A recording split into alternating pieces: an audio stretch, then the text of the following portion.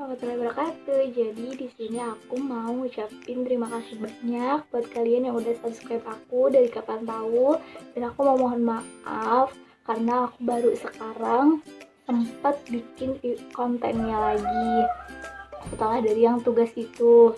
Kalau sekarang itu benar-benar konten untuk channel aku ini. Jadi di sini aku mau ngebahas soal gimana sih cara pencegahan COVID-19 dari segi gizi dan juga pola hidup sehat selama di rumah aja. Yang belum subscribe, di subscribe dulu. Dan kalau misalkannya video ini emang bermanfaat buat kalian, jangan lupa di like, komen, dan share supaya teman-teman kalian juga tahu informasinya. 4 pilar gizi seimbang.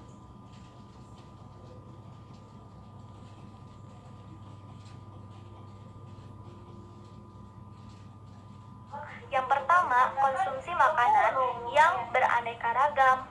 Nah, beraneka ragam itu bervariasi lengkap, terdiri dari karbohidrat, protein nabati, protein hewani, sayur-sayuran, dan juga buah-buahan. Nah, cara pembagiannya itu, misalkan satu piring itu nih, dibagi 3 nih, 1, 2, 3. Yang pertama untuk karbohidrat, yang kedua itu untuk sayur-sayuran. Nah, yang 1/3 itu dibagi 2 lagi untuk lauk pauk atau protein hewani dan nabati, dan juga untuk buah-buahan. Untuk vitamin dan mineral sudah terdapat di dalam makanan itu sendiri. Nah, untuk yang lebih jelasnya itu karbohidrat 3-4 porsi, sayur-sayuran sama seperti karbohidrat 3-4 porsi, buah-buahan 2-3 porsi, protein hewani dan protein nabati atau lauk pauk itu 2-4 porsi, dan juga jangan lupa minum air mineral 8 gelas per hari. Untuk pembatasan gula, garam, dan minyak, gula itu 4 sendok makan per hari maksimal. Nah, untuk garam itu 1 sendok teh maksimal per hari itu. Nah, untuk minyak itu 5 sendok makan per hari. Kedua, yaitu perilaku hidup sehat dan bersih.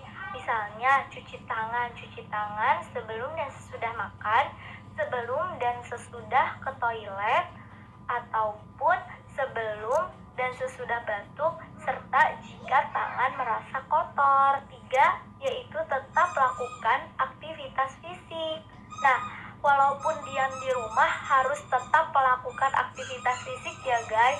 Nah, aktivitas fisik yang bisa dilakukan di rumah itu banyak sekali. Misalnya olahraga online, saja lihat di online gitu. Terus bisa menari dengan diiringi nyanyian, misalnya tiktokan.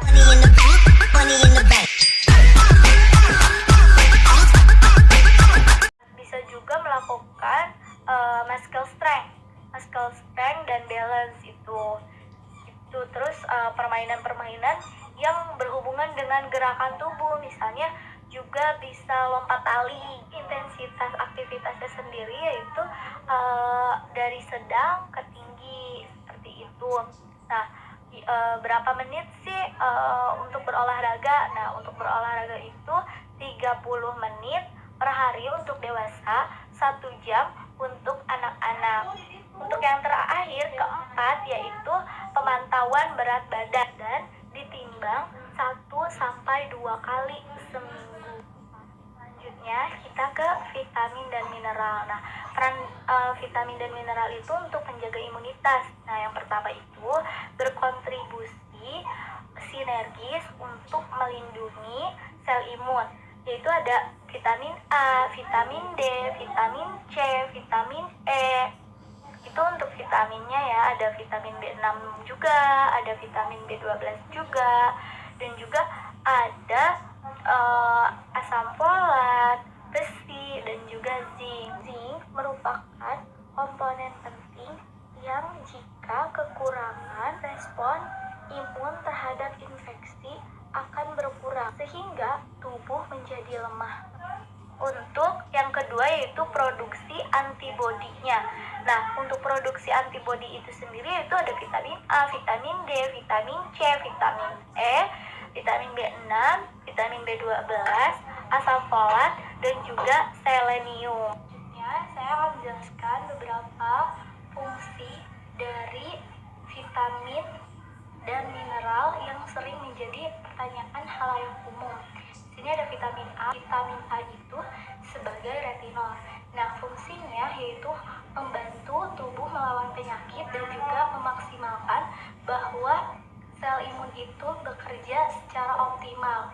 Sumbernya itu bisa jadi dari telur, minyak ikan, keju, susu, yogurt, sayur-sayuran yang berwarna merah, kuning, hijau, ataupun orange. Misalnya itu bayam, wortel, bisa juga dari buah-buahan yang berwarna kuning atau orange, misalnya pepaya dan juga mangga.